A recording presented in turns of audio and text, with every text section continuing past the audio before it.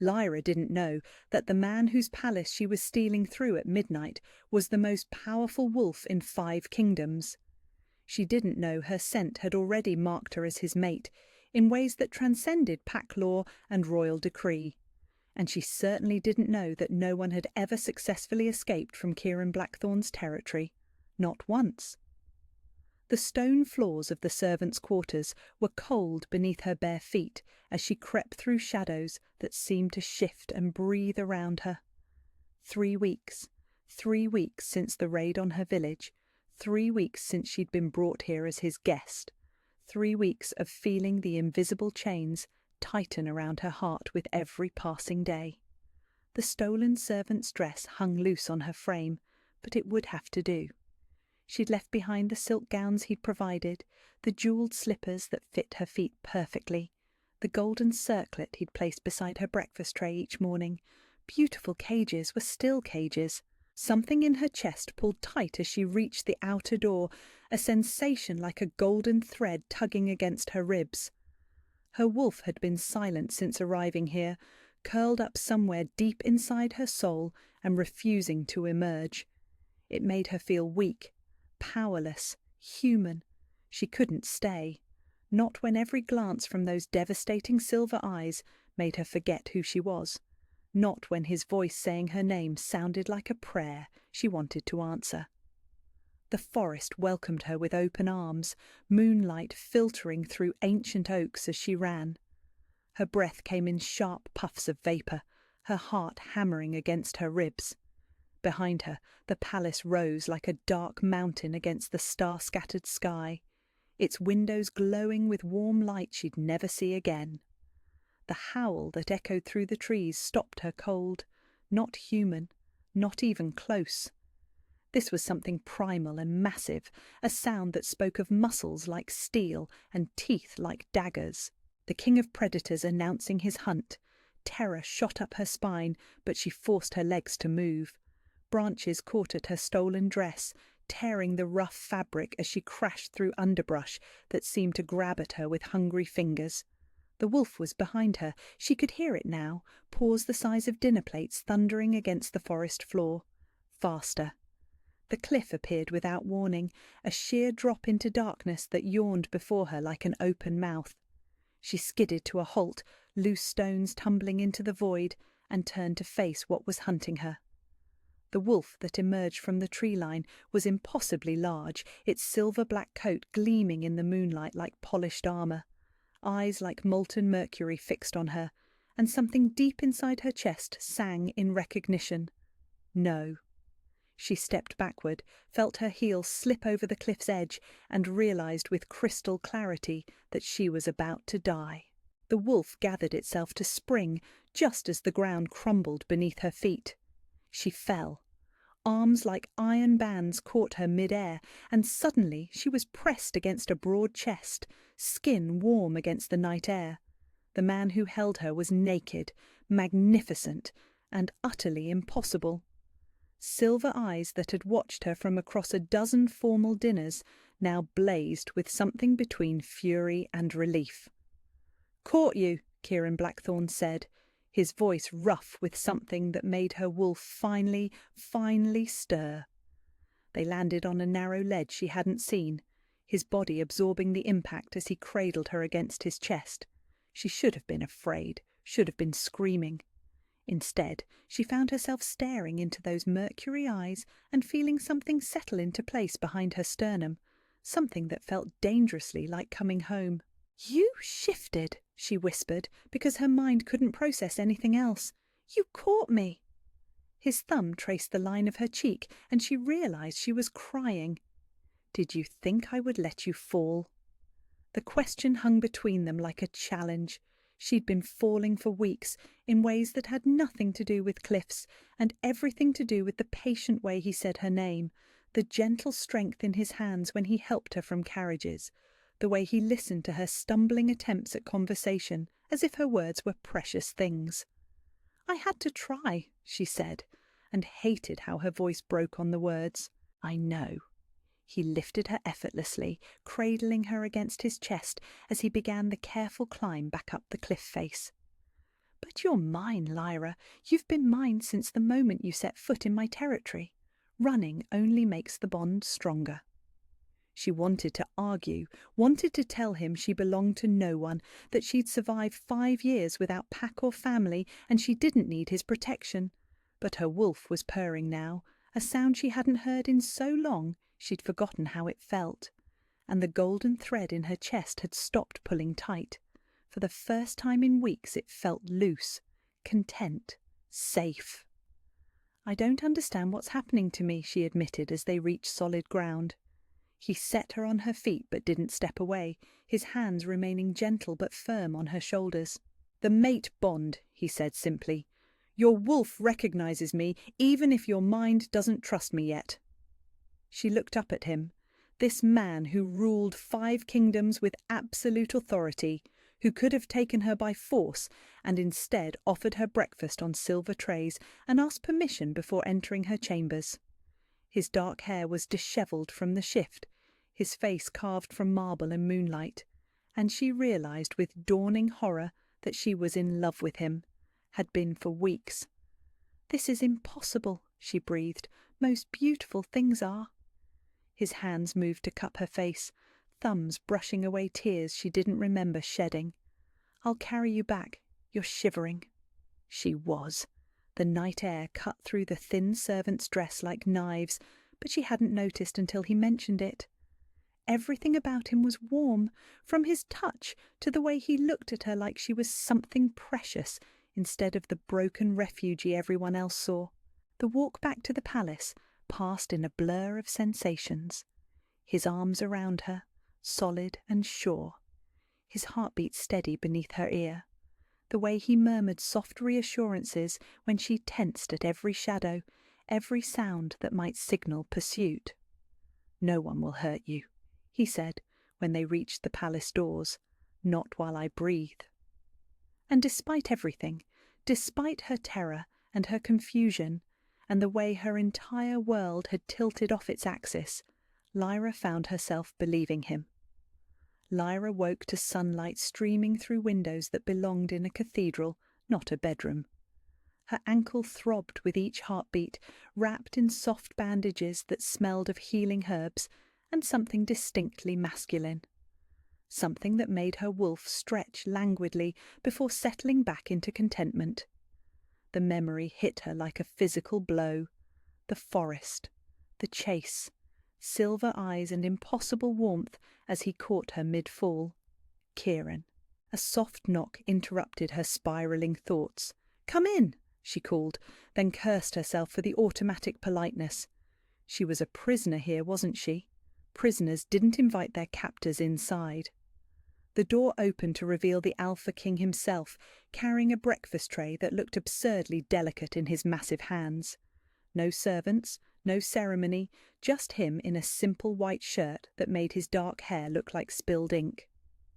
"How's the ankle?" His voice was gentle, nothing like the commanding tone she'd heard him use with his council. "Fine," she lied, then winced as she tried to shift position. His eyes narrowed, and she had the uncomfortable feeling he could smell the deception on her. He set the tray on the side table and moved to the window seat, far enough away that she didn't feel cornered, but close enough that his presence filled the room. "You're not just a village girl." It wasn't a question. Lyra's blood went cold, but she forced herself to meet his gaze. "I don't know what you mean." "The way you move, the way you hold yourself when you think no one's looking." He leaned forward slightly, elbows resting on his knees. "And your scent. Beneath the fear and the determination to run, there's something else. Something that speaks of noble blood and pack leadership." She wanted to deny it. Had spent 5 years perfecting the art of being invisible, unremarkable, just another orphaned refugee seeking shelter wherever she could find it. But those silver eyes saw too much, and she was tired of carrying the weight of her secrets alone. "My name is Lyra Silvermoon," she whispered, "last heir of the Silver Moon Pack." Something flickered across his features. Surprise, perhaps. Recognition, definitely. "The pack that was destroyed 5 years ago, you were presumed dead." "I should have been." The words tasted like ashes. I was supposed to be with them that night, in the main hall for my 18th birthday celebration, but I'd had a fight with my father about some trivial thing I can't even remember now, and I stormed out to sulk in the gardens. She closed her eyes, but the memories came anyway. Screams echoing through the night, the smell of smoke and blood, the way the moon had looked down on the massacre with cold, indifferent light. The rogues came during the feast, she continued. By the time I made it back to the hall, everyone was already dead. My parents, my siblings, my friends, everyone. When she opened her eyes, Kieran had moved closer, not crowding her, but close enough that she could see the genuine pain in his expression. "I'm sorry," he said, and she could tell he meant it. No one should have to survive something like that alone. I wasn't alone at first. She picked at the edge of the bandage around her ankle, needing something to do with her hands. A few others escaped. We tried to rebuild, but... She shrugged. Packs don't reform easily, and without an alpha we were just refugees. Eventually everyone found other packs to take them in. I was the only one too stubborn to bend the knee to a new alpha, or too proud to accept charity when you should have been inheriting a throne. The understanding in his voice nearly undid her. She'd spent years telling herself that pride was a luxury she couldn't afford, that survival mattered more than dignity. But he said it like being proud was something valuable, something worth protecting. "Why are you telling me this?" she asked. "You could have just kept me as your mysterious guest. Why do you care who I really am?" His smile was soft, devastating. "Because you're my mate, Lyra Silvermoon, and I've been waiting for you for a very long time." The golden thread in her chest pulled tight, then seemed to sigh in recognition. Her wolf stirred again, stronger this time, drawn to the patient certainty in his voice. "Mates don't work that way," she protested, but even as she said it, she knew she was lying. The bond between them was impossible to ignore, a supernatural pull that had been growing stronger every day she'd spent in his territory. "They do when both wolves have been waiting." He stood, moving to the window to give her space. "My first mate died 15 years ago, assassinated by enemies who thought killing her would weaken me." Her breath caught. "I'm sorry." "So was I, for a long time." He turned back to her, and she saw centuries of loneliness in those silver eyes. "I thought I'd never feel the mate bond again. Most wolves don't get a second chance." "But you did." "We did." The correction was gentle but firm. "Your wolf has been waiting too. That's why she's been so quiet. She knew I was close and she was saving herself." It made a terrible kind of sense.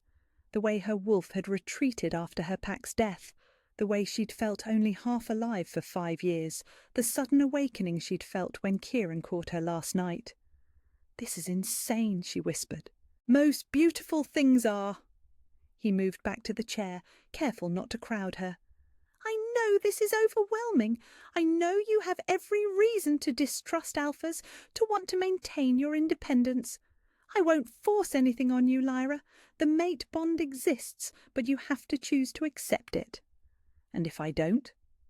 Pain flickered across his features, quickly hidden. "Then I'll make sure you have safe passage to whatever territory you choose. I'll ensure you have the resources to build a new life, and I'll spend the rest of my days knowing I was privileged to meet you, even if I couldn't keep you." The quiet acceptance in his voice broke something inside her chest. No demands, no threats, just patient certainty and the promise to let her go if that's what she needed. "I don't know how to do this," she admitted. "I don't know how to trust someone with everything I am." "Neither do I." His honesty surprised her. "I've been alone for 15 years, Lyra. I've forgotten how to share my space, my thoughts, my heart. We'll figure it out together if you're willing to try." She looked at him, really looked. The most powerful alpha in 5 kingdoms, sitting in her guest room like a supplicant, offering her his heart with no guarantee she wouldn't break it. The same man who had chased her through the forest in wolf form and caught her when she fell, who brought her breakfast with his own hands and wrapped her injured ankle like she was something precious. "The rogues," she said suddenly. "The ones who destroyed my pack. Are they still out there?" His expression darkened. "Yes, and they've been moving closer to my territory for months. I think—" He paused, seeming to weigh his words. "I think they've been hunting you specifically, the timing of their movements, the fact that they showed up near my borders just weeks after you arrived here. It's not a coincidence." Fear shot through her, followed quickly by fury. "Then they'll come for me." "They'll try." His voice was granite. "They won't succeed." "How can you be sure?" He moved then, crossing the room in 2 smooth strides to kneel beside her bed. His hand covered hers, warm and steady, and she felt the mate bond sing between them like a struck tuning fork. "Because you're mine now, Lyra Silvermoon," he said quietly, "and I protect what's mine with everything I have." The promise in his voice was absolute, unshakable, and despite every instinct that told her to run, to protect herself by staying alone and unattached, she found herself turning her hand palm up beneath his. "I'll stay," she whispered, "until I'm healed, until we figure out what this means." His smile was radiant. "I'll wait. However long you need, I'll wait." The golden thread in her chest hummed with contentment, and for the first time in 5 years, Lyra Silvermoon allowed herself to hope that maybe, just maybe, she'd finally found her way home. 2 weeks passed in a strange rhythm of healing and awakening. Lyra's ankle mended, but something deeper was transforming inside her with each passing day. Her wolf grew restless, prowling beneath her skin like a caged thing, finally remembering what freedom tasted like. The morning it finally happened, she was training with the palace guards in the courtyard, working through sword forms that felt rusty after 5 years of hiding. Captain Torres had been patient with her fumbling, but she could see the doubt in his eyes. Another refugee playing at being a warrior. Then her sparring partner swung too wide, the practice blade heading straight for her ribs, and instinct took over. Her wolf erupted. The shift was violent, desperate, her human form dissolving in a cascade of golden light. When the world came back into focus, she was standing on 4 legs, her coat a rich russet gold that caught the morning sun like burnished copper. Not the pure silver of her bloodline, but something wild and fierce that made the guards step back in reverent awe. "Beautiful!" Kieran's voice cut through her panic, low and reverent. She hadn't heard him approach, but he was there at the edge of the training ground, silver eyes blazing with something that made her wolf preen. "Fierce, mine." The possessive rumble in his voice should have terrified her. Instead, her wolf threw back her head and sang, a sound of pure joy that echoed off the palace walls. When she shifted back, Kieran was there with a cloak, wrapping it around her naked shoulders before anyone else could look.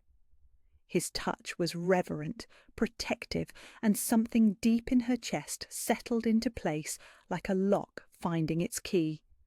5 years, she whispered, still shaking from the shift.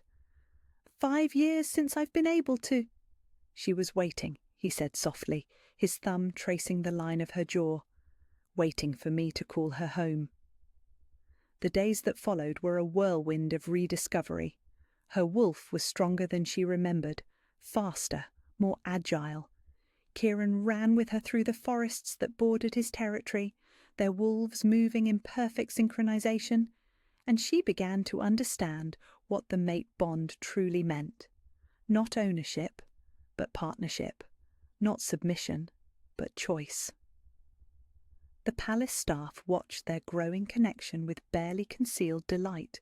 Servants smiled when they passed in the hallways. Guards nodded with respect instead of polite distance. Even his beta, Marcus, had started calling her Lady Lyra with genuine warmth, but not everyone approved. "Broken little refugee playing at being Luna," she heard Lady Catherine whisper to her circle at dinner one evening. "Look at her, sitting at the high table like she belongs there. We all know what she really is." The words landed like physical blows. Lyra forced herself to keep eating, to pretend she hadn't heard, but something cold settled in her stomach and refused to leave. After dinner, she found herself standing in Kieran's study, watching him review reports with the focused intensity that made her wolf want to curl up at his feet and purr. "They think I'm not good enough," she said without preamble. His head snapped up, silver eyes immediately alert. "Who?" "Your court, your pack. They're right, aren't they? I'm nobody. A refugee with a tainted bloodline and no pack to speak of." He was across the room before she could blink, his hands framing her face with devastating gentleness. "You are Lyra Silvermoon, last heir of one of the most powerful packs in the Northern Territories. You survived a massacre that would have broken most wolves. You've lived 5 years without a pack and kept your sanity, your strength, your compassion intact." His thumbs brushed away tears she didn't remember shedding. "You are everything, and anyone who suggests otherwise answers to me." "Kieran, no." His voice was pure alpha command, and every wolf instinct she possessed snapped to attention. "You will not diminish yourself because small minds can't recognize a queen when they see one." Before she could respond, before she could think, he was kissing her. His lips were warm and demanding, and her wolf sang with triumph as she kissed him back. This wasn't the gentle patience he'd shown her for weeks. This was claiming, possession, the mate bond igniting between them like wildfire.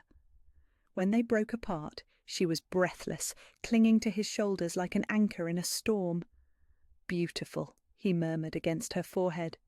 "Fierce, mine." "Yours," she whispered back, and felt something fundamental shift in the bond between them. Not surrender, but acknowledgement. Not weakness, but strength. The next morning brought news that shattered their fragile peace. Marcus burst into the breakfast room, where they were sharing a quiet meal, his face grim. "My lord, the scouts have returned. The rogue army is moving faster than expected. They'll reach our borders in 3 days, maybe less." Lyra's blood went cold. How many? 200, maybe more, led by someone calling himself Matthias Bloodclaw. Marcus's eyes found hers. "He's specifically asking for the Silver Moon heir, says he has unfinished business." The name hit her like a physical blow. Matthias Bloodclaw, her father's former beta who had challenged for leadership and been exiled 3 years before the massacre. The wolf who had returned with rogues and murderers to claim what he believed was rightfully his. "He's the one who killed my family," she said, her voice barely above a whisper. "He's been hunting me all these years." Kieran's hand covered hers, warm and steady. "Then we end this. Marcus, begin preparations for siege. Reinforce the borders, call in our allied packs." "No." Lyra stood, her wolf rising to the surface with deadly calm. "You're not fighting my battles for me, Kieran. This is personal." "The hell it isn't my battle!" He rose too, power rolling off him in waves. "You're my mate. What threatens you threatens me." "And I won't hide behind you like some helpless Omega." The words exploded from her, 5 years of suppressed rage and grief finally finding their voice. "I've been running from Matthias Bloodclaw for too long. It's time I stopped running and started hunting." The silence that followed was electric. Then Kieran smiled, and it was all predator satisfaction and fierce pride. "Then we hunt together," he said simply. "Marcus, change of plans. We're not just preparing for siege, we're preparing for war." As the day progressed, the palace transformed into a military command centre. Weapons were distributed, strategies planned, alliances confirmed. And through it all, Lyra found herself at Kieran's side, not as a protected asset, but as his equal, his partner in the deadly dance that was coming. When evening fell and the last of the preparations were complete, she found him standing alone on the battlements, staring out at the forest where tomorrow might bring death. "Afraid?" she asked, moving to stand beside him. "Terrified," he admitted, "not of dying, of losing you before I've had the chance to love you properly." She turned to face him, this powerful man who had shown her nothing but patience and gentleness, who was preparing to go to war for her sake. "Then love me now," she whispered. "Love me tonight, in case tomorrow doesn't come." His answer was in his kiss, desperate and claiming, and in the way he lifted her against him like she weighed nothing at all. When he carried her to his chambers, when he worshipped her body with reverent hands and whispered words of devotion against her skin, she finally understood what the mate bond truly meant. Not ownership, not surrender, home. The golden thread in her chest hummed with contentment as they lay tangled together afterward, her head on his chest, his fingers trailing through her hair. "Whatever happens tomorrow," she said quietly, "I want you to know that I choose this. I choose you." His arms tightened around her. "And I choose you, always." Outside, the moon rose full and bright, blessing the mated pair who would soon face their greatest trial together. Dawn came too soon, painting the sky the colour of blood and promise. Lyra stood in the armoury, her fingers trembling as Kieran fastened the buckles of his mother's armour around her shoulders. The leather was supple despite its age, tooled with intricate patterns that spoke of battles won and enemies vanquished. "This belonged to Queen Selene," he said softly, his breath warm against her neck. "The finest warrior the Northern Territories ever produced. She would have loved you." The weight of legacy settled around her shoulders like a mantle. "I'm not ready for this," she whispered. "You've been ready since the day I found you." His hand stilled on the final buckle, and he turned her to face him.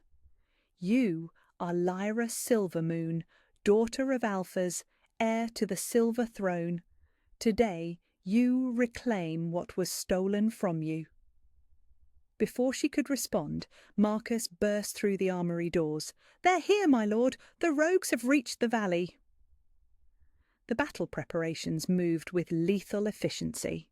Kieran's forces positioned themselves along the palace walls and in the forests beyond, every warrior knowing their role in the deadly dance about to begin. Lyra found herself at the centre of it all. No longer the protected guest, but the Luna these wolves would die for. When the horn sounded, echoing across the valley like a death knell, she felt her wolf rise to the surface with predatory calm. The rogue army that emerged from the tree line was massive, a writhing mass of wolves and humans, united only by their hunger for violence. At their head rode a man who made her blood freeze in her veins. Matthias Bloodclaw looked exactly as she remembered, only crueler. Scarred face twisted with malicious satisfaction, pale eyes that had haunted her nightmares for 5 years. When he raised his voice to carry across the battlefield, every word was a knife, twisted in old wounds. "Give us the Silvermoon bitch," he called, his voice echoing off the palace walls. "And we'll make your deaths quick, Blackthorn. Keep her, and we'll paint these walls with the blood of every wolf who serves you." Rage exploded behind Lyra's ribs, hot and fierce and utterly consuming. Her wolf snarled, demanding blood, demanding justice for everything that had been taken from her. The golden thread that bound her to Kieran suddenly blazed like fire, their bond magnifying her power until the very air around her seemed to shimmer. "You want me, Matthias?" she called back, stepping forward onto the battlements where every rogue could see her. "Then come and take me." The silence that followed was electric. Then Kieran was beside her, magnificent in his battle gear, power radiating from every line of his body. "You'll have to go through me first," he said, his voice carrying the absolute authority of 5 kingdoms. Matthias's laugh was like breaking glass. The king and his broken little whore, how touching! He raised his sword, sunlight glinting off the blade. "Kill them all!" The battle erupted like a breaking dam. Lyra shifted mid-leap from the battlements, her russet gold wolf larger and more powerful than it had ever been. The mate bond sang between her and Kieran as they moved through the chaos, 2 predators perfectly matched, each covering the other's blind spots with lethal precision. She tore through 3 rogues who thought her an easy target, her teeth finding throats with surgical accuracy. Everything she'd lost, every nightmare that had haunted her sleep, every moment of helpless grief crystallized into pure, focused violence. This was for her parents, her siblings, her pack. This was for the girl who had died that night 5 years ago. Across the battlefield, she could see Kieran engaged in single combat with Matthias, their swords ringing against each other in a deadly symphony. Both men were bleeding, both pushed to their limits, but Kieran fought with the desperate fury of a mate protecting his own. When the blade found its mark, sliding between Kieran's ribs with a wet sound that made her soul scream, time seemed to stop. He fell to his knees, silver eyes finding hers across the carnage, and she saw her own death reflected there. Not his body failing, but her heart stopping, the mate bond stretching and threatening to snap. "No!" The word tore from her throat as she abandoned her own fight, racing across the battlefield toward the man who had become her entire world. Matthias stood over Kieran's fallen form, sword raised for the killing blow, when Lyra tackled him. They hit the ground hard, rolling through blood and mud, and when they came apart, she was the one holding the blade. "This is for my family," she snarled, and drove the steel home. Matthias Bloodclaw died with her father's name on his lips, his pale eyes finally empty of malice. The remaining rogues fled when they saw their leader fall, but Lyra barely noticed. She was already kneeling beside Kieran, her hands pressing against the wound in his side, trying to stem the flow of blood that looked too bright against his pale skin. "Don't you dare," she whispered, tears falling onto his chest. "Don't you dare leave me now?" His hand found her face, thumb brushing away her tears with the last of his strength. "My beautiful, fierce mate," he murmured, "I love you." Something inside her broke and reformed, power rushing through the mate bond like molten gold. Her tears fell onto his wound, and where they touched, silver light bloomed. The healing magic of her bloodline, dormant for so long, awakened in response to her desperation. His breathing eased, the blood slowed. The terrible grey pallor left his skin as her gift knitted flesh and bone back together. When his eyes opened, clear and bright with returning health, she sobbed with relief. "That's new," he said weakly, trying to smile. "Shut up." She kissed him then, desperate and claiming, pouring all her love and terror and relief into the contact. "You're not allowed to almost die on me again." "Yes, Luna," he murmured against her lips, and she heard the surrender in his voice. Not submission, but acknowledgement of what they were to each other. Equals, partners, mates. Around them, the surviving members of his pack began to gather, and Lyra realised they were all kneeling, not to Kieran, but to her, the russet gold wolf who had killed Matthias Bloodclaw with her own claws, who had healed their king with tears of liquid silver. "Silver Luna," Marcus whispered, and the title was taken up by voice after voice until it echoed across the battlefield like a prayer. Kieran struggled to sit up, his hand finding hers and squeezing tight. "Will you have me?" he asked quietly, his words meant only for her ears. "Not as your king, but as your mate, your equal, your choice?" She looked at him, this man who had caught her when she fell, who had waited for her to choose him, who had nearly died protecting her right to be free, and felt the last of her walls crumble. "Yes," she whispered. "Yes, I'll have you, all of you, forever." The golden thread that bound them blazed with triumph, and for the first time in 5 years Lyra Silvermoon was exactly where she belonged. 3 days after the battle, Lyra still hadn't left Kieran's side.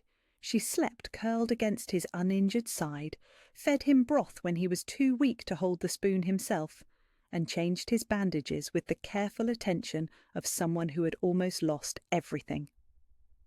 "I'm fine," he murmured for the 100th time as she checked his wound that morning. The silver light of her healing had left barely a scar, but she couldn't stop herself from running her fingers over the place where Matthias's blade had nearly ended everything. "You died," she said quietly, not meeting his eyes. "For 30 seconds your heart stopped beating, and I felt our bond start to fray. Don't tell me you're fine."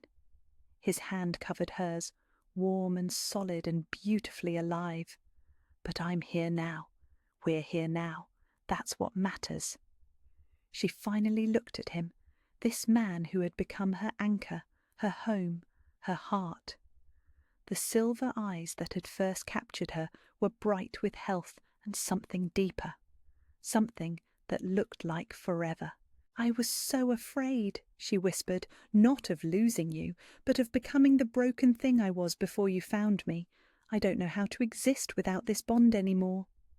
"You'll never have to find out." He shifted carefully, pulling her down until she was lying beside him, her head on his chest where she could hear the steady rhythm of his heartbeat. "I love you, Lyra Silvermoon, not because fate decided we belong together, but because you chose to stay, because you chose to fight for us." "I love you too," she said, and felt the golden thread between them sing with contentment. A soft knock interrupted the moment. Marcus entered at Kieran's call, carrying a leather portfolio that looked suspiciously official. "The Pack Council has requested an audience," he said carefully. "They want to discuss the lunar ceremony." Lyra's stomach dropped. The formal claiming ritual where she would be presented to the Pack as Kieran's chosen mate and their future queen. The ceremony that would make everything official, binding, permanent. "Tell them we'll consider it when I'm fully healed," Kieran said, but Marcus shook his head.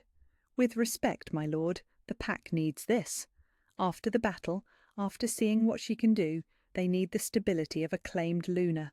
The other territories are already sending congratulations and requests for alliance. The Silver Luna has become a symbol." "I'm not ready," Lyra said quickly. "I don't know how to be a queen." "You've been acting like one for days," Marcus pointed out gently. "You've been coordinating the care of the wounded, organising supplies for the refugees who fled here during the battle, mediating disputes between the Pack families. The only difference between what you're doing now and being officially Luna is the ceremony." She looked at Kieran, searching his face for any sign of pressure or expectation. Instead, she found only patient understanding. "We can wait," he said softly. "We can have a private ceremony, just us and a few witnesses. Whatever you need." But even as he said it, she realised she didn't want to wait. She'd spent 5 years hiding from what she was, denying her heritage and her power. She'd almost lost him because she'd been too afraid to fully accept the bond between them. "No," she said, surprising herself with the firmness in her voice.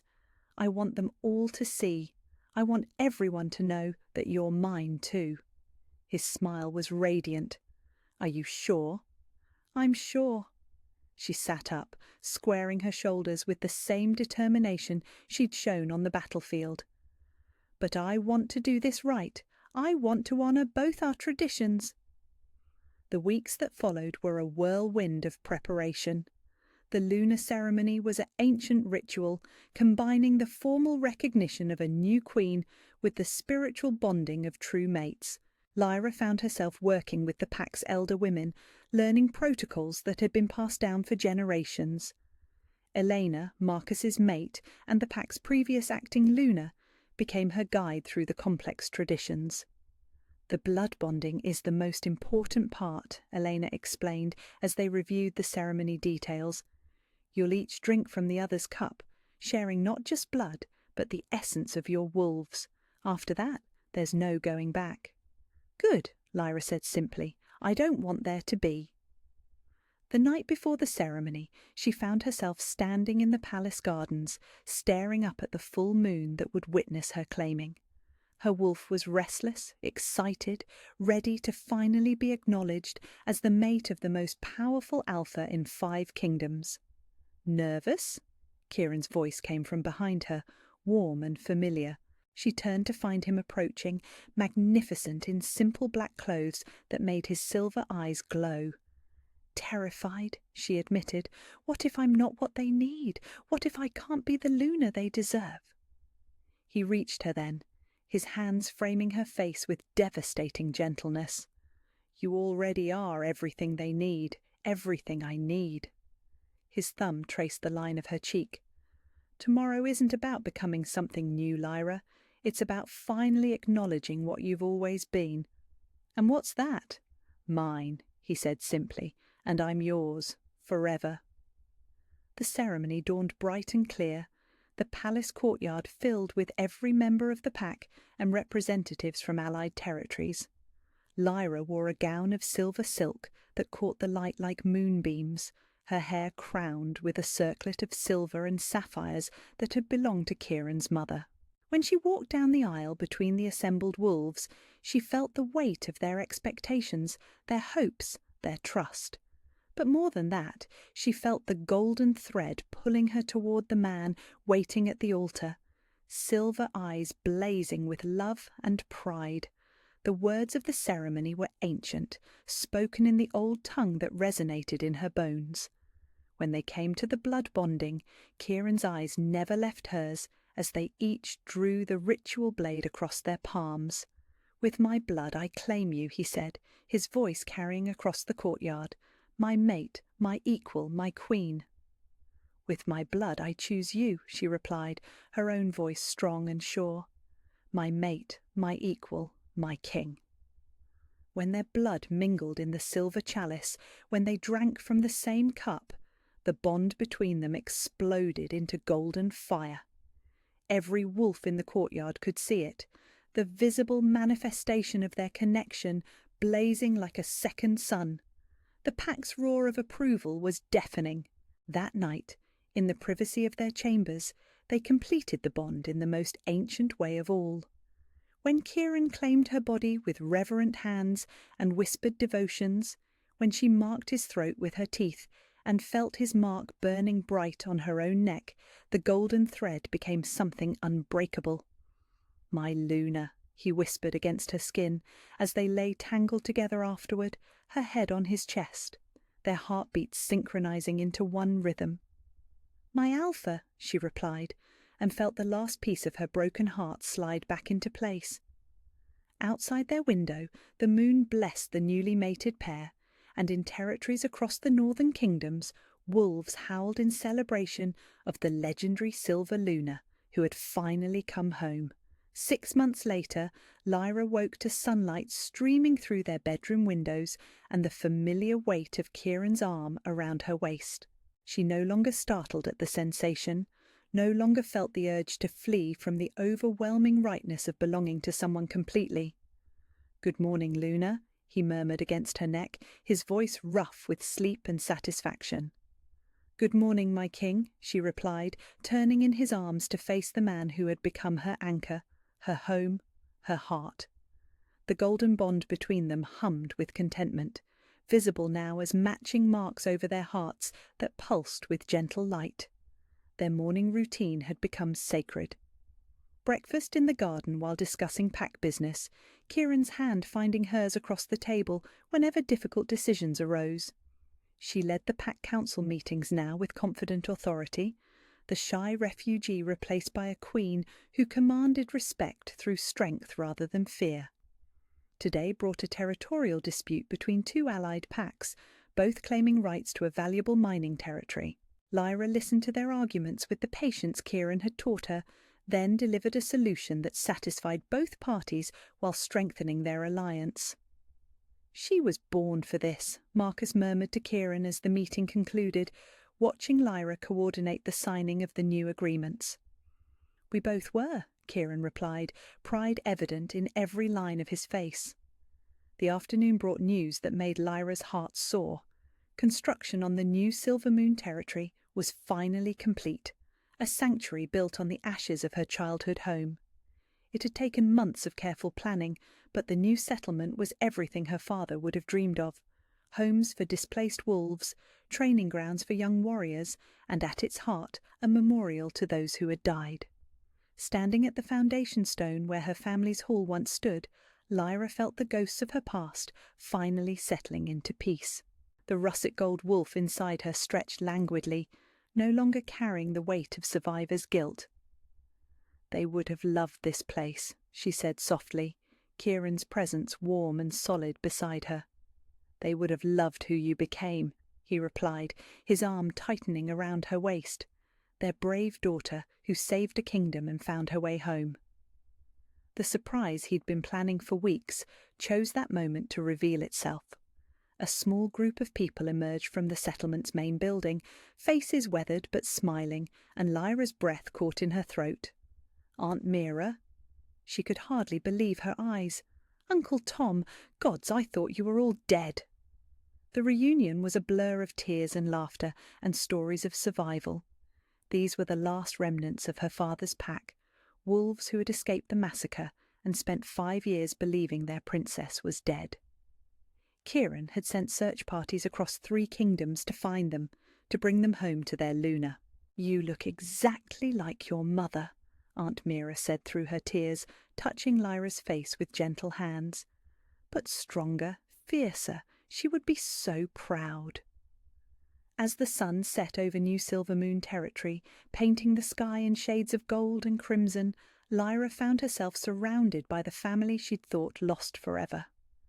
They shared stories around a bonfire, the children who had been toddlers during the massacre, now grown into strong young wolves, the elders who remembered her father's reign, passing down the old songs. But when the evening grew late and the others retreated to their new homes, Lyra slipped away to walk the moonlit paths with her mate. They spoke quietly of the future, of the cubs they would raise, of the legacy they would build together. "Do you ever regret it?" she asked, as they reached their favourite spot, a grove of silver birches that had survived the destruction. "Choosing me instead of some perfect alpha daughter who would have brought you political alliances?" Kieran stopped walking, turning to face her with an expression of such tender disbelief that her wolf preened.